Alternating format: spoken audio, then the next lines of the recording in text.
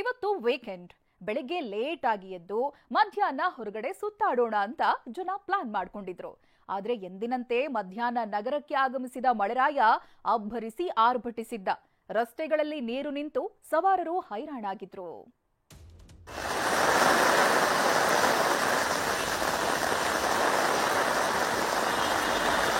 Weather ತುಂಬಾ ಚೆನ್ನಾಗಿದೆ. Like it's nice. ಅಷ್ಟು ಬಿಸಿಲು ಇಲ್ಲ, ಅಂದ್ರೆ ಮೈಲ್ಡ್ ಆಗಿ ಇದೆ.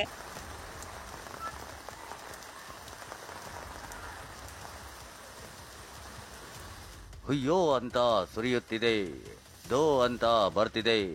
ಮಧ್ಯಾಹ್ನ ಆಗ್ತಾ ಇದ್ದಂತೆ ಬೆಂಗಳೂರನ್ನ ನೆನಪು ಮಾಡಿಕೊಂಡಿದ್ದ ಮಳೆರಾಯ ರಸ್ತೆಗಳನ್ನೆಲ್ಲ ಜಲಮಯ ಮಾಡಿದ್ದ.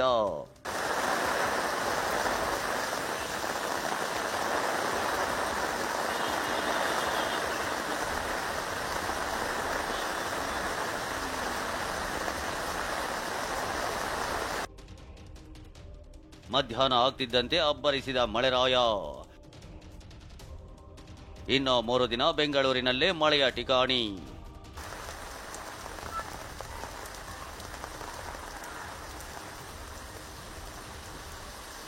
ವೀಕೆಂಡ್ ಇತ್ತು, ರಸ್ತೆಗಳಲ್ಲಿ ವಾಹನಗಳ ಸಂಖ್ಯೆಯು ಕಡಿಮೆ ಇತ್ತು.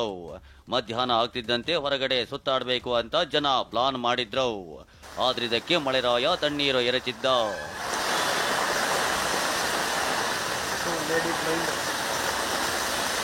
ಕಳೆದ 3 ದಿನಗಳಿಂದಲೂ ಬೆಂಗಳೂರಿನಲ್ಲಿ ಕೂಲ್ ವಾತಾವರಣ ಕಾಣ್ತಾ ಇದೆ. ಮಧ್ಯಾಹ್ನ ಆಗ್ತಿದ್ದಂತೆ ಮಳೆ ಸುರಿಯುತ್ತೆ. ಇವತ್ತು ಕೂಡ ಅದೇ ಪರಿಪಾಠವೇ ಕಂಡಿತ್ತು. ಮಧ್ಯಾಹ್ನ ಆಗ್ತಿದ್ದಂತೆ ನಗರದ ಹಲವೆಡೆ ಜೋರಾಗಿ ಮಳೆ ಸುರಿದಿತ್ತು. ಇದರಿಂದ Richmond circle, corporation circle, Mysuru bank ಸರ್ಕಲ್ಗಳಲ್ಲಿ ವಾಹನ ಸವಾರರು ಪರದಾಡಿದ್ರು.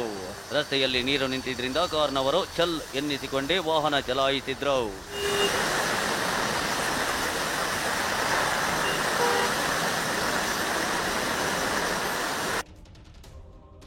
ಬೆಂಗಳೂರಿನಲ್ಲಿ ಊಟಿ ವಾತಾವರಣ, ಜನ ಎಂಜಾಯ್.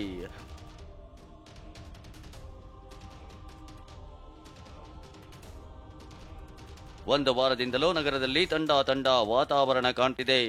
ಇದೇ ವೆದರ್ನ ಜನ ಎಂಜಾಯ್ ಮಾಡ್ತಿದ್ದಾರೆ.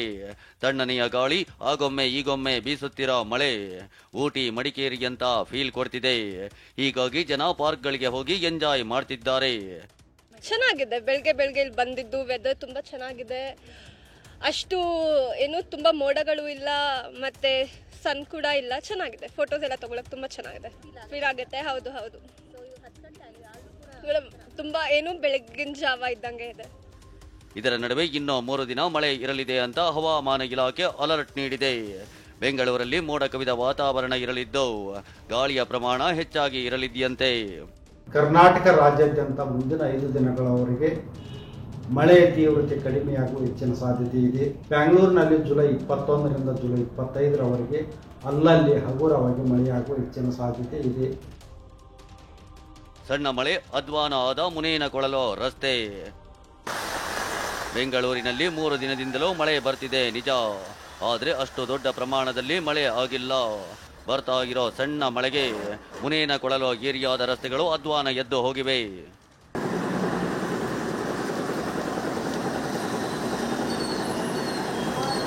ಮುನೇನಕೊಳಲಿನಿಂದ ಜಿಆರ್ ಡೆಂಟಲ್ ಕಾಲೇಜ್ ರಸ್ತೆ, ಶಾಂತಿನಿಕೇತನ ಲೇಔಟ್ ಕಡೆ ಹೋಗಲು ಇರೋ ಒಂದೇ ಒಂದು ರಸ್ತೆ ಹದಗೆಟ್ಟು ಹೋಗಿದೆ. ರಸ್ತೆ ಅಧ್ವಾನ ಆಗಿ ಹಲವು ದಿನವಾದರೂ ಪಾಲಿಕೆ ಈ ಕಡೆ ಗಮನ ಹರಿಸುತ್ತಿಲ್ಲ. ರಸ್ತೆಯಲ್ಲಿ ಟಾರ್ ಮಾಯವಾಗಿದ್ದು ಎಲ್ಲೆಲ್ಲೂ ಗುಂಡಿಗಳೇ ಕಾಣ್ತಾ ಇವೆ. ಓಡಾಡಕ್ಕೆ ಜಾಗ ಇಲ್ಲ, ಮತ್ತೆ ಗಾಡಿಗಳು ಎಷ್ಟೋ ಜನ ಬಿದ್ದೋಗಿದ್ದಾರೆ. ಕೇಸರಿ ಗುಂಡಿ ಗೊತ್ತಾಗಲ್ಲ, ನೀರು ನಿಂತಿದ್ರೆ ಬಿದ್ದೋಗಿದ್ದಾರೆ. ಎಷ್ಟೋ ತೊಂದರೆ ಆಗಿದೆ. ಯಾರು ಕೇರ್ ಮಾಡ್ತಾ ಇಲ್ಲ, ಮಾಡೋದು ಇಲ್ಲ. ಎಷ್ಟು ಸಾವಿರಾರು ಗಾಡಿ ಈ ಫುಲ್ ಏರಿಯಾ ಸರೌಂಡಿಂಗ್ ಈ ಒಂದೇ ದಾರಿ. ಅದರಿಂದ ಇದರಲ್ಲೇ ಪ್ರತಿಯೊಬ್ಬರು ಹೋಗಬೇಕಾಗಿದೆ. ಜಿಟಿ ಮಳೆ, ಕೋಲ್ ವಾತಾವರಣ ಬೆಂಗಳೂರನ್ನ ತಂಪಾಗಿಸಿದೆ.